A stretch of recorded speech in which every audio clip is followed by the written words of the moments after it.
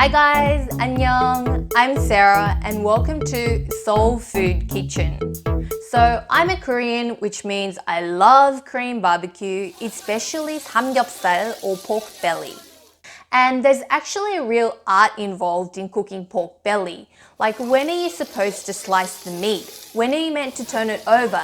And how do you cook it so it's perfectly crisp on the outside and succulently juicy on the inside? Pork belly is difficult to cook at home because the pork produces so much oil that you end up having to clean the entire kitchen afterwards. That's why today I'm going to show you an easy way to cook pork belly at home using your oven. Okay, so I must admit that it doesn't taste exactly the same as Korean pork barbecue, but it's easy, it's delicious, and best of all, it's mess-free. Prepare 600 grams of pork belly. This will serve 2 to 3 people. And you want to make sure that there's a good layer of fat because that's going to keep the meat juicy once it cooks.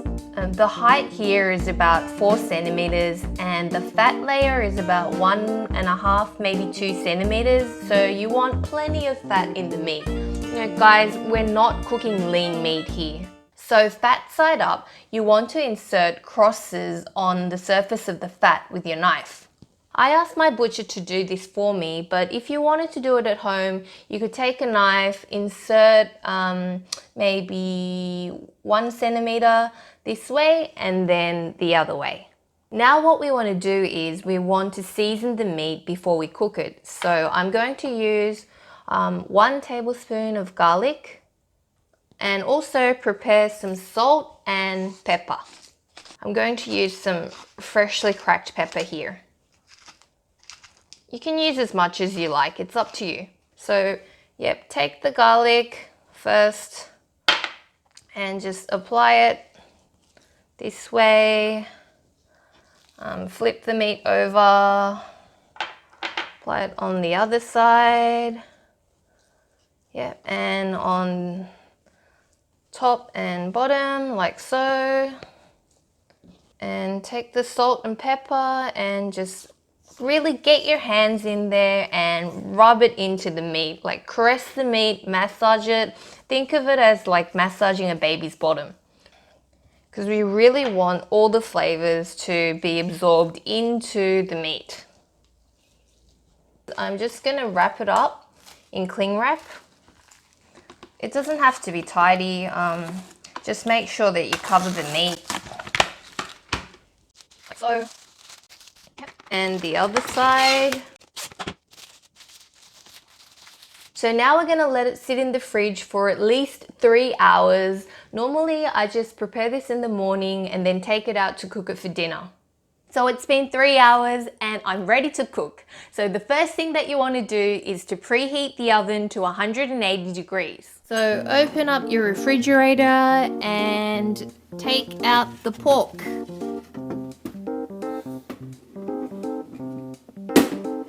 Whoops. So I'm unwrapping the meat now.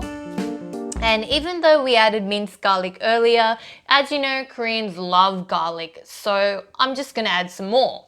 I have bay leaves and sliced garlic here, and I'm just going to place these into the inserts on the surface of the fat.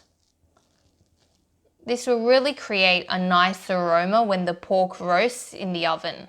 There's no set order, just, you know, stuff them in wherever you like. Also the bay leaves.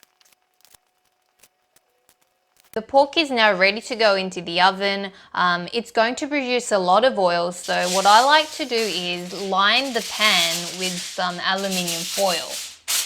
It just makes for easy cleaning later. Okay, so this is one big chunk of pork, so I think I'm just going to place it into a sort of semicircle like this. Put the pork into the oven.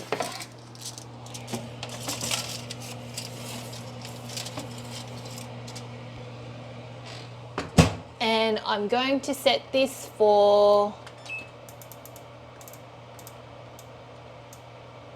35 minutes. In Korea, when we eat barbecue, we always eat it with fresh vegetables and ssamjang, which is a soybean paste dip. So let's make that while we're waiting for the pork to cook. Also, if you want to make pamuchim, which is a green onion salad that we eat with barbecue, check out the link above. For the ssamjang, prepare a bowl. I like to use bowls that have plastic lids. Ssamjang is actually made from fermented paste, so it stores in the fridge for quite a long time. You can just make a batch, put the lid on it, store it in the fridge, and take it out to eat whenever you like. I'm going to add 3 tablespoons of doenjang or soybean paste, 1 tablespoon of red pepper paste or gochujang, put it in there. Half a tablespoon of red pepper powder or gochugaru, half a tablespoon of minced garlic, a half tablespoon of green plum extract. This is a natural sweetener that we use in Korean cooking. If you don't have it, you can use apple juice. Half a tablespoon of sesame oil, half a tablespoon of sesame seeds. Yeah, and then just mix it all together. Easy. Yeah, if you have ssamjang left over, just lick the spoon to see if it tastes right. Good. Yep, put the lid on it and store it in the fridge. Prepare some green leafy vegetables which go great with ssamjang. So I have some kale leaves here, and this is 깻잎 or perilla leaves, and I also have some sangchu or Korean lettuce.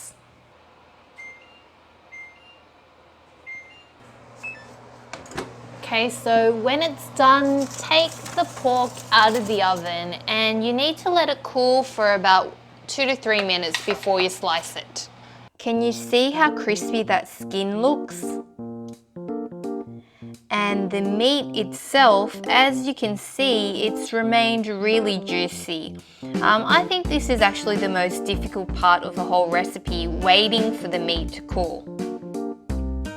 So when I slice pork belly, because the pork is really oily, you end up with a lot of oil on your chopping board and it's difficult to clean. So what I like to do is I use these empty milk boxes. So you just cut it up with some scissors, place it over your chopping board, and once you're done slicing the meat, you can just throw it away. Once the pork has cooled down a little, place it onto your chopping board and remove the bay leaves. But as for the garlic, it actually tastes really good with ssamjang, so don't throw them out. Just remove them and save them for later. So now I'm going to slice the meat. You don't want the slices to be too thin. I'd suggest that you slice them about maybe 1 centimeter thick. So let me show you a piece. As you can see, it's really crispy on the top where the fat layer is, and then on the inside, it's really juicy and moist. Slice the rest, as I said, 1 centimeter thick, and serve. Okay, so I'm ready to taste this. I'm really excited. Let me try a piece. Just look at that. Oh, that's beautiful. Look how thick it is.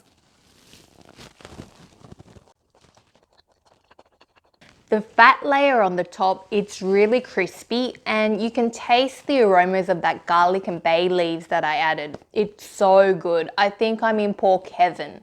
And if you really want to enjoy samgyeopsal in true Korean style, have it with the fresh vegetables and the ssamjang. I always like to eat pork with perilla leaves. I think the fragrance of the perilla leaves goes together really nicely with barbecue pork.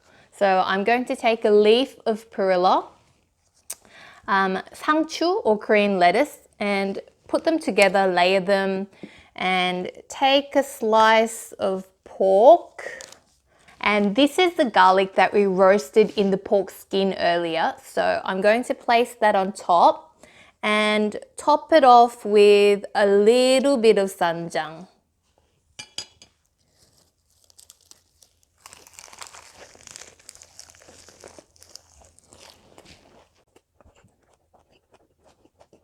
Enjoy the rest of your day, and if you like this video, don't forget to give me a thumbs up, subscribe, and leave me a comment.